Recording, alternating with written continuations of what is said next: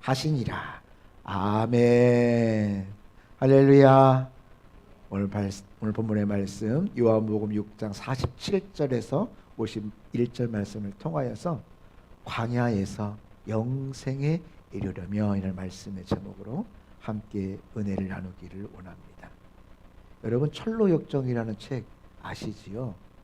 세계에서 가장 많이 팔린 책 베스트셀러 1위가 책 중에 성경이죠.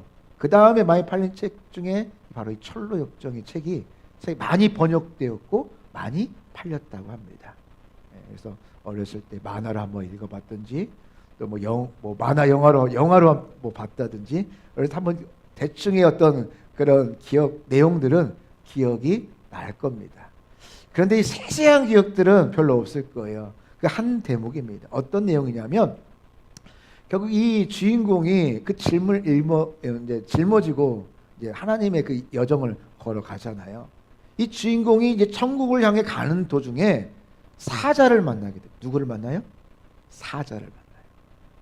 우리 예영이가 나가다 보면 이 까망이 개를 만나면 아주 무서워요. 그래서 막 엄마, 아빠, 예준아 나와서 나 좀 그 쟤 좀 어떻게 하든지 나를 데려가든지 하라고 합니다. 근데 그처럼 이 주인공이 사자를 만났어요. 마음이 어떨까요? 무서웠겠죠. 생각해 보세요. 막 으르렁거리는 그런 이빨이 정말 늠름한 멋있는 사자가 아니라 그거는 동물원에서 보는 사자고 길가에 우두커니 서 있는 정말 포효하는 사자를 만난 것입니다. 그런데 다행스러운 것은 그 사자가 쇠사슬로 묶여져 있었다는 것입니다. 사납게 노려보고 있고 울부짖고 있는데 그래서 주인공은 어땠냐면 무서웠습니다. 그래서 두려웠습니다. 그래서 내가 저 길을 지나가야 되는데 천국을 가려면 저 길을 반드시 통과해야 되는 길인데 너무나 두려운 중에 하나님께 묻습니다. 하나님, 저 사자가 없는 다른 길은 없습니까? 라고 묻습니다. 이에 하나님께서는 매정하게도 다른 길은 없다라고 분명하게 말을 해줍니다. 여러분, 이 한 대목에서 핵심이 무엇일까요? 핵심은 사자가 아무리 포효하고 울부짖어도 뭐에 묶여져 있어요? 쇠사슬에 묶여져 있을 뿐이라는 사실입니다. 결국 주인공은 이 사실을 바르게 직시하게 되었고 그리고 사자가 아무리 울부짖어도 그것은 나에게 큰 문제가 염려가 나에게 해가 되지 않는다는 사실을 알게 되었다는 사실입니다. 여러분, 수많은 우리의 삶의 문제들이 있어요. 그렇죠? 어떤 사람과의 관계의 문제, 어떤 물질의 문제, 또 어떤 질병과의 문제, 그런 수많은 문제들이 있지만 그 문제들이 바로 어떤 모습이냐면 바로 쇠사슬에 묶여진 무엇과 같다? 사자와 같다는 사실이에요. 왜 그 문제가 안 무섭겠어요? 왜 두렵지 않겠습니까? 하지만 그것은 쇠사슬에 묶여져 있는 그 존재라는 사실이라는 것입니다. 그러므로 수많은 문제가 나를 힘들게 할지라도 울부짖을지라도 그 문제가 이미 묶여져 있다는 사실을 확신한다면 우린 이제 두려워할 필요가 전혀 없을 것입니다. 하나님께서는 이 광야 같은 세상 가운데 우리를 두렵고 힘들게 하고 그 어려움 가운데로 그냥 내버려 두지 않는다는 사실입니다.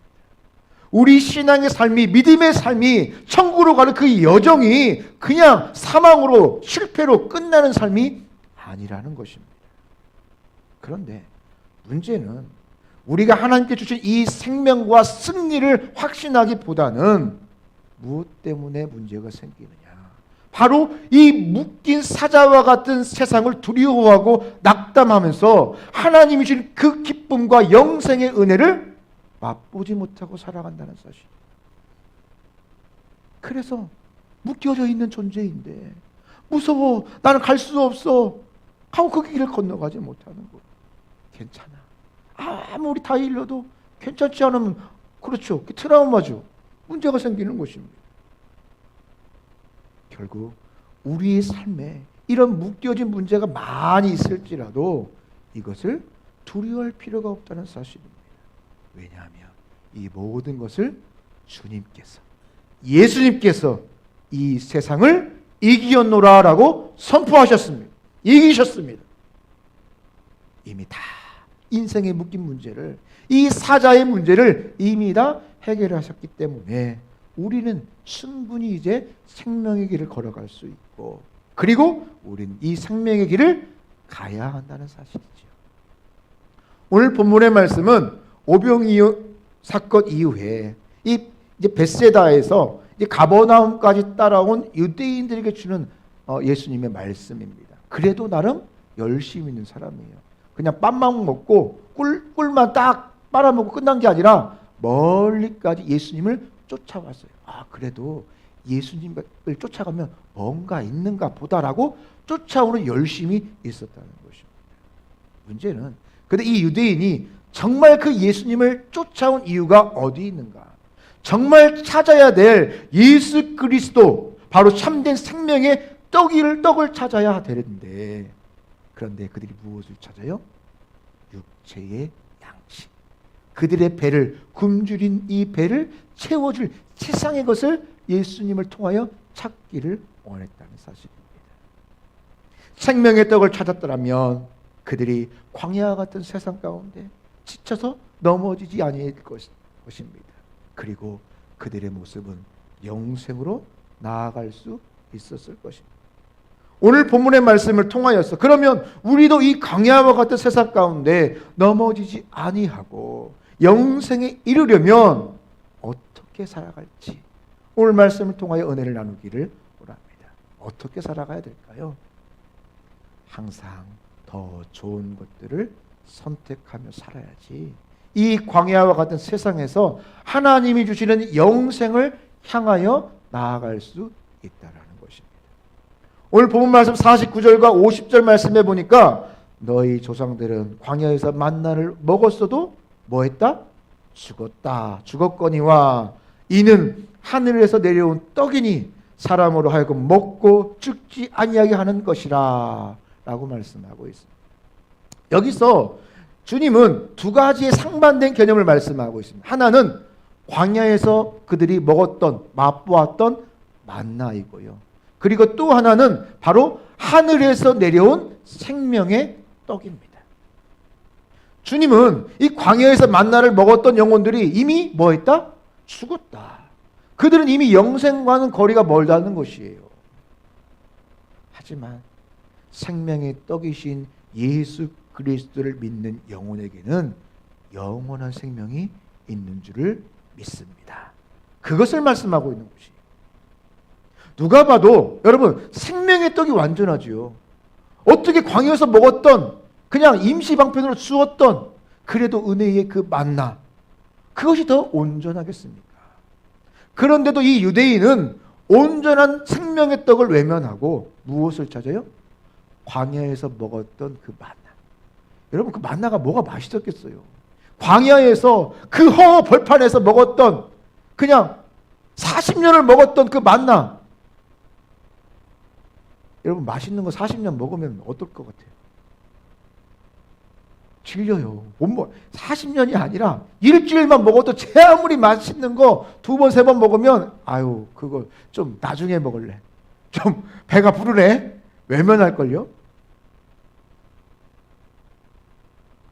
결국 유대인들은 광야 같은 세상에서 생명의 은혜로 가려면 더 좋고 또 온전한 것들을 택해야 할 것입니다. 그러나 연약한 인간은 또 나의 모습은 항상 좋고 온전한 것보다 내 위주로 나에게 지금 필요한 것만을 선택하는 경우가 너무나도 많다라는 것입니다. 한 아이가 경찰에게 전화를 했습니다. 어떤 내용이냐니까 아주 긴급한 내용이에요. 경찰 아저씨, 우리 아빠가 지금 싸우는데 맞고 있어요. 라고 전화를 빨리 출동해서 말려주세요. 라고 신고를 했습니다. 그랬더니 경찰이 물어봐요. 얼마 동안 싸웠니? 라고 물어보았어요. 그랬더니 30분 동안 싸웠어요. 라고 물어요. 그래서 경찰이 다시 묻습니다. 왜 싸울 때 바로 신고하지 않고 30분 지난 후에 신고했니? 라고 물어보았습니다. 뭐라고 대답했을까요? 예, 그때까지는 아빠가 이기고 있는데 지금 상황이 아빠가 역전돼서 맞고 있다는 사실이요. 그러니까 경찰이 빨리 와서 도와달라는 것이지요. 인간의 선택이 바로 이와 같아요. 자기 위주로 나에게 유리한 거, 내가 보고 싶은 거, 내가 선택한 것들을 선택하는 것이 많다라는 사실입니다. 그런데 여러분, 영생을 향하여서 살아가는 우리의 인생, 여러분, 그 인생이 그냥 내 눈앞의 것만 바라보는 것이 아니라 가장 온전한 하나님이 원하시는 것들을 선택해야 될 줄을 믿습니다. 그렇다면 좋은 것을 선택하는 거 누가 몰라요? 좋은 것 선택 다 알지요. 그러면 구체적으로 무엇이 좋은 것인가? 무엇을 의미하는 것일까요? 바로 항상 오직 예수님만이 이 모든 문제의 해결책임을 믿고 살아가는 것이 좋은 해결책이라는 것입니다. 우리의 선택의 기준이, 또 원인이, 과정이, 결과가 모두 무엇이 중심이 되어야 된다? 예수 그리스도가 중심이 되어야 된다는 사실. 예수 그리스도가 기준이 되어야 된다는 사실이에요. 학교를 갈 때도, 직장을 선택할 때도, 이 직장이 내가 신앙생활 하는데 어려움은 없을까? 내가 하나님 예배 드리는 데 있어서 또 어떤 방해가 되지 않을까? 그런 직장이 있어요, 없어요? 있어요. 예. 시스템적으로 그 직장을 가면 주일날 예배를 드릴 수 없는 직장이 있어요. 그러면 그 직장을 선택해서 굳이 그 어려움 가운데 시험 들 필요가 없겠죠. 내가 그 직장 있는데 예수님을 믿었다면 좀 그건 또 다른 이야기지만, 내가 정말 내가 신앙이 예수 그리스도 중심이라면 나의 선택의, 내 삶의 방향이 좀 더 달라져야 될 필요가 있다라는 사실입니다. 그것이 기준이 되지 아니하니까 발생되는 여러 가지 문제가 생기더라는 것입니다. 오늘 본문 48장에서 51절 말씀해 보니까 주님은 뭐라고 말씀하고 있냐니까, 주님은 당신 스스로를 나는 생명의 떡이다, 나는 하늘에서 내려온 떡이다, 나는 살아있는 생명의 떡이다 라고 스스로를 말하고 있습니다. 여기서 세 가지 표현이 있습니다. 생명의, 살아있는, 생명의 떡이라고 말씀하고 있죠. 이것은 뭘 말하고 있냐면 부족하지 않는 온전함을 강조하고 있어요. 온전함. 하나님이 주시는 것은 부족하지 않다는 사실이에요. 지금도 마찬가지라는 사실입니다. 과거 유대인들은 광야에서 이 만나를 먹고 모두 다 한 사람도 예외 없이 다 뭐 했어요? 죽었습니다. 비록 하나님께서 이 만나를 주셨지만 그것이 영생을 약속한 것은 아니라는 사실이죠. 그러나 성경은 이 땅에 오신 주만이, 오직 예수 그리스도만이 영생을 주실 유일하신 해결책임을 분명히 강조하고 있다는 사실. 그래서 요한복음 14장 6절 말씀해 보니까 예수께서 이르시되 내가 곧 길이요 진리요 생명이니 나로 말미암지 않고는 아버지께로 올 자가 없느니라 라고 말씀하고 있습니다. 예수님을 여기서 길, 여기서 영어 성경을 다 보면 the way, the truth, the life, 더가 들어가 있죠. 더, 정관사 더. 모두 하나밖에 없음을, 한 가지밖에 없음을 이 정관사를 써서 강조하고 있는 것입니다. 하나님께로 가는 이 영생의 길은 예수님을 제외하고는 있을 수가 없고 전혀 불가능하다고 다시 한번 말씀하고 있는 것이죠. 오늘의 문제는 이 예수님을 온전하게 부인하고 배척하지는 않습니다. 다만 예수님의 이 유일하신, 이 예수님만을 통한 구원을 거부하고 있어요. 그래서 이 영생에 이르는 길이 다른 종교에도 있다. 기독교에 천국이 있다면 불교에 극락이 있다. 뭐 이런 식으로 결국은 산에 오르는데 정상에 오르는 길은 동서남북 길은 여러 가지다. 만나는 곳은 한 곳이다. 그러니까 너는 너대로 믿고 나는 나대로 믿자. 결국 정상에서 만나자. 말하기도 쉽고 듣기도 좋고 얼마나 좋아요. 과거 사탄은 하나님만을 믿는 신앙을 박해하고 핍박을 했습니다. 그래서 예수님을 믿는 사람을 죽이고 전도하지 못하게 하고 계속해서 그렇게 억압을 했습니다. 하지만 이제는 사단의 전략이 그렇지 않습니다. 하나님도 믿고 나도 믿고 이방신도 믿고 불교도 믿고 그리고 다 믿어. 예수님도 믿어.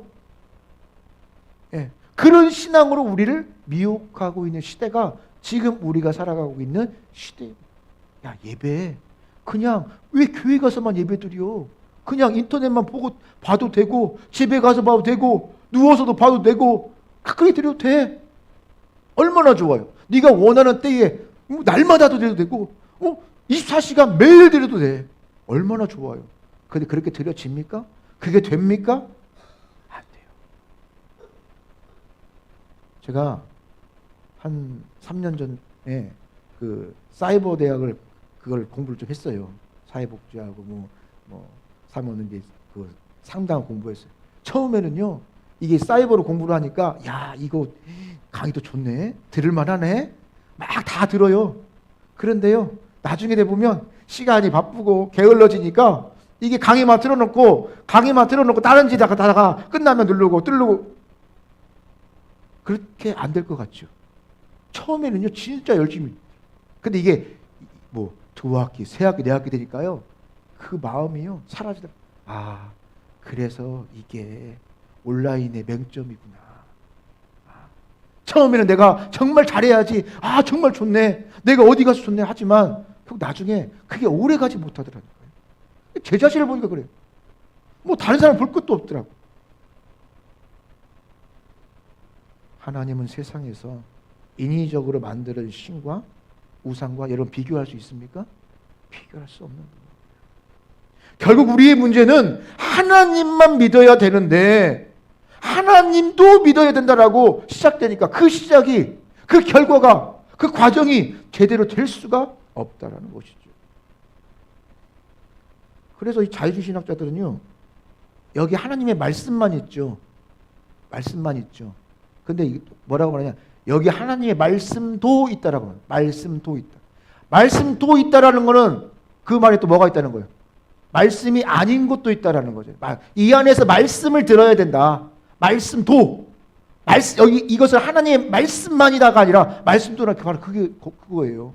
거기서 신화와 같은 거 다 제거하고 편집된 거 다 제거하고 저순된 거 뭐 이런 거 이상한 거 제거하고 하나님의 말씀도 있다라고 그렇게 유혹을 해요.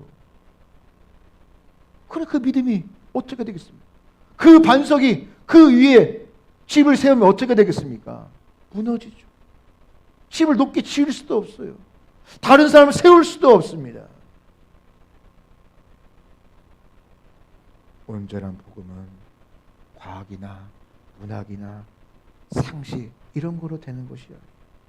오히려 이런 것들이 오염시키고 가치를 퇴색시키고 말았다는 사실입니다. 결국 영생은 절대로 인위적으로 인간의 힘으로 얻을 수가 없다라는 사실이죠. 오직 하나님께서 열어놓으신 이 길, 예수 그리스도만을 통하여서 갈 수 있다라는 사실입니다. 그래서 다른 데에 눈 돌릴 필요가 없어요. 진리는 간단하고 명확합니다. 굳건하게 하나님이 주신 예수 그리스도만 붙잡으시기를 바랍니다. 사도행전 10장 말씀에 보면 이방인 고넬료가 이제 베드로를 통하여 말씀을 듣고 회심하는 장면이 나옵니다. 그런데 이 베드로가 이제 고넬료를 만나기 전에 어디 있었냐니까 바로 그 요바에 있었던 이 무두장이의 시몬의 집에 거했어요.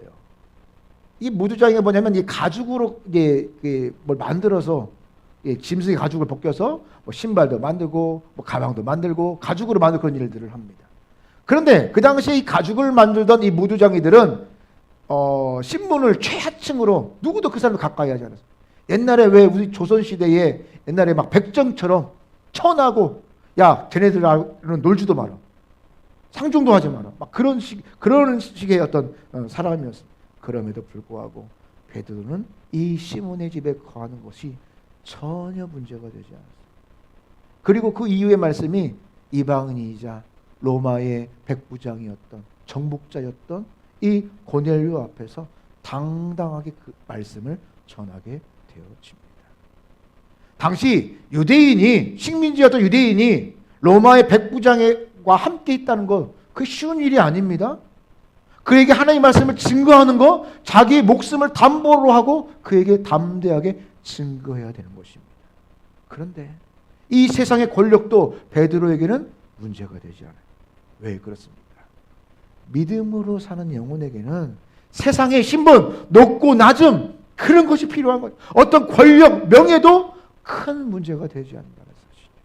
여러분, 우리가 복음을 가지고 예수 그리스도를 증거할 때도 마찬가지예요. 저 사람은 돈도 많고 명예도 나랑 뭐 같이 밥 먹기도 힘들 거야. 여러분, 그렇게 속단하지 마세요. 우리가 이 복음을 가지고 증거함에 있어서는요, 오늘 이 말씀처럼 베드로처럼 그가 시몬의 집에 가서 말씀을 증거하고 그가 백부장에게 복음을 증거했던 것처럼 담대하게 하나님의 사자로서 하나님의 사명을 가지고 나아가는 하나님의 놀라운 자녀로서의 권세를 가지고 나아가시기를 바라겠습니다. 오히려 불쌍한 마음. 네가 세상의 것은 조금 가졌을런지는 모르지만 네가 영원한 영생은 모르는구나. 불쌍하구나. 하지만 하나님이 그 영혼을 불쌍히 여겨주셔서 나를 통하여 역사하실 것이다. 여러분, 그런 자신감이 있어야 돼요. 그 자신감이 있으면 나아가서 담대히 선포할 수 있어요. 믿음은 세상의 상식과 편견으로 어떤 인위적인 것으로 되어지지 않는다는 것입니다. 오늘 하나님 주시는 이 은혜를 가지고 담대하게 나아가기를 바랍니다. 우리가 비록 세상 가운데 살지라도 때론 이 우는 사자와 같이 난폭하게 달려들 때가 있어요. 저 목끈을 끊고 나에게 달려들 요량으로 왕 하고 달려들면 놀래요, 안 놀래요? 놀래죠. 안 놀랄 사람이 어디 있겠어요? 그가 아무리 난폭하고 우는 사자와 같이 굴지라도 믿음으로 넉넉히 이길 줄을 믿습니다.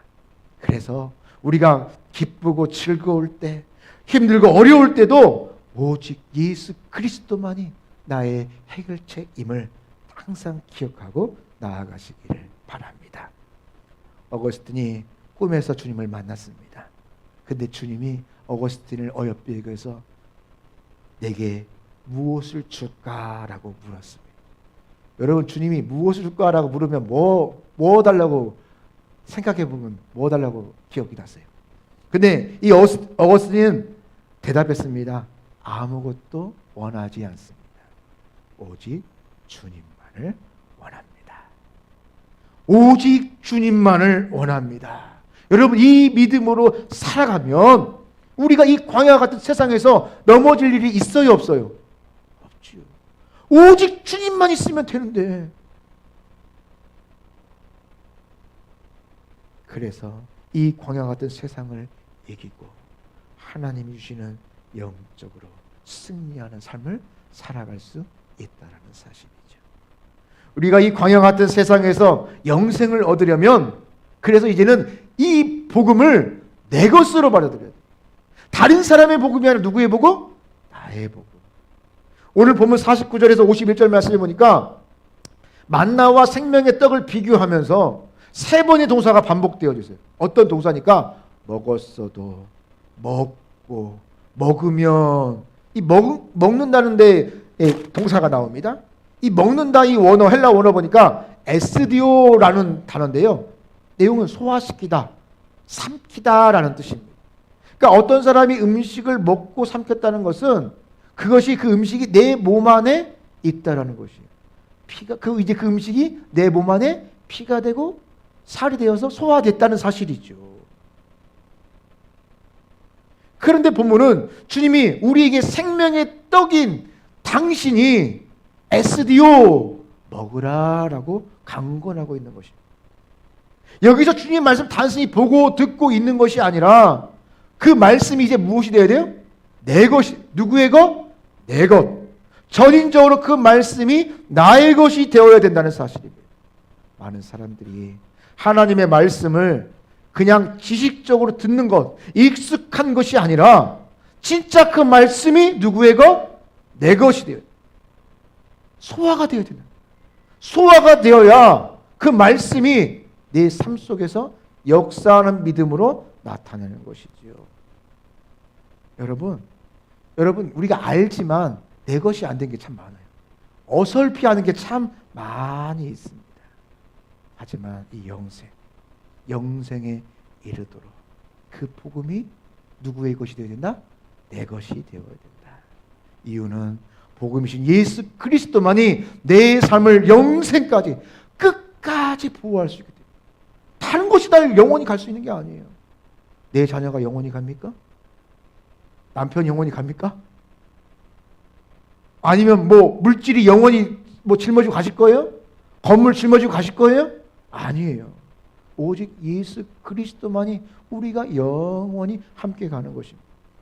오늘 본문 50절 말씀에 보니까 이는 하늘에서 내려온 떡이니 사람으로 하여금 먹고 죽지 아니하게 하는 것이다 라고 말씀하고 있어요.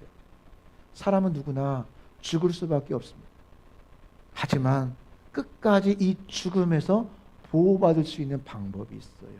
바로 복음이신 예수 그리스도를 나의 주, 나의 하나님으로 영접하시면 우리가 그 은혜를 받는 줄을 믿습니다.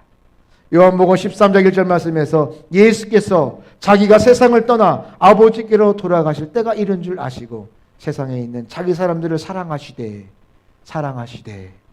끝까지 사랑하시니라. 할렐루야.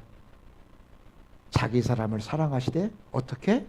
끝까지 사랑하시고, 하나님은 백성을 사랑하시되 끝까지 사랑하시고, 보호하시되 끝까지 보호하심을 우리는 잊지 말아야 됩니다. 우리 인간의 약속은요, 때와 상황과 처지에 따라서 바뀌어야 안 바뀌어요? 바뀔 수밖에 없어요. 어쩔 수 없는 경우가 있잖아요. 하지만 하나님의 약속은 변하지 않는다는 사실. 그래서 하나님께서 이 복음을 주시는 이 복음을 믿고 이 복음을 소유하는 영혼들을 보호하시며 끝까지 지켜주시겠다라고 말씀하시는 것입니다. 이 보호하심은 이 땅은 물론이고 천국에서 하나님의 나라까지 확장되어지는 것이에요. 문제는 하나님의 보호하심이 변하는 것이 아니라 이 복음의 은혜를 붙잡지 못하고 살아가는 데에 있다라는 것이지요. 어떤 군인이 전쟁에서 믿음의 사람이 포로로 잡혔어요. 믿음의 사람에게 뭘 기도할까요? 하나님, 나를 지켜주세요. 나와 함께 해주세요. 하지만 이 적이 포로로 잡힌 이 포로를 총으로 쏘고 말았습니다. 그런데 이 총에 맞아 쓰러진 이 군인이 시간이 지났는데 놀랍게도 눈을 비비며 일어났다는 것이에요. 보니까 원인을 보니까 가슴이 뻐근해서 보니까 자신 가슴에 놓아놨던 그 성경이 있었다는 사실이죠. 그런데 이 총탄이 이 책을 딱 뚫고 들어가다 멈췄는데 어디에서 멈췄느냐? 시편 91편 7절 말씀에서 총탄이 딱 멈추고 그 말씀을 딱 펼치니까 그 말씀이 나오는. 어디까지 멈췄을까? 구약을 다 관통하면서 시편에서 딱 멈춘 거예요. 91편에서 멈춘 거예요. 7절 말씀.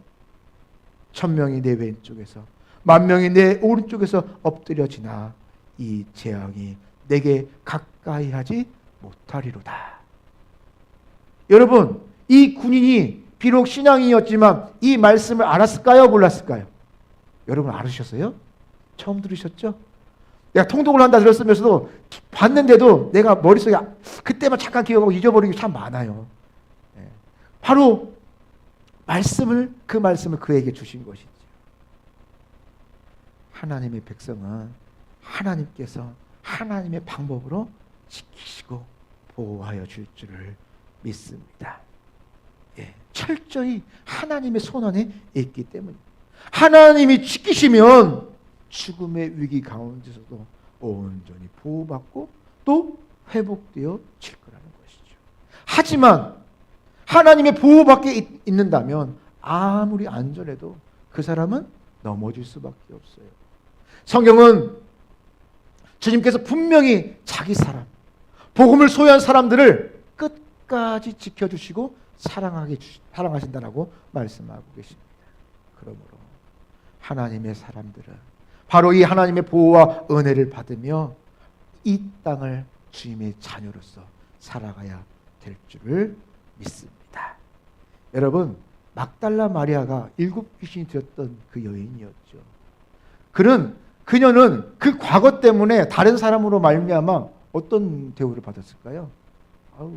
항상 그 과거는요, 그 사람을 따라다닐 수밖에 없어요. 이 마리아는 주님을 만나기 전에 철저하게 세상에 속한 사람이었습니다. 그리고 세상으로부터도 또 천대받던 사람이었습니다.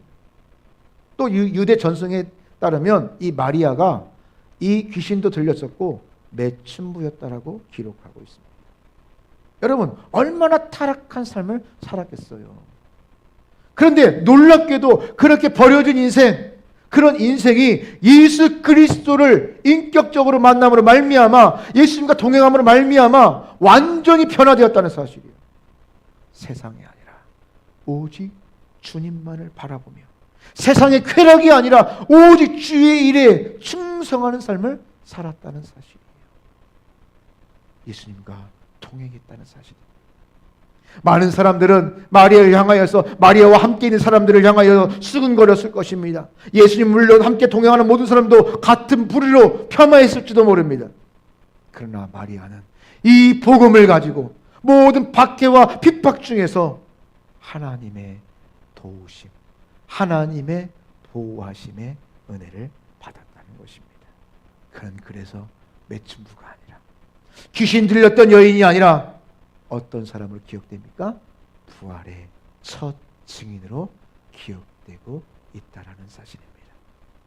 우리가 이 땅에 살아갈 때 내가 모르고 또 인지하지 못해서 살아가는 어떤 그런 많은 어려움들이 많이 있습니다. 여러분 그거 아세요? 여러분 차 타고 오셨죠? 또 걸어오실 수도 있죠. 하지만 이 차가 항상 우리 주변에 있잖아요. 그런데요, 어떤 영상들 보면요, 고속도로를 가는데 반대편에서 차가 졸음운전해서 타고 넘어와서 차를 덮쳐버려요. 그런 안타까운 사건들이요 있어요. 나만 졸지 않는다고, 나만 안전운전한다고 나는 온전합니까?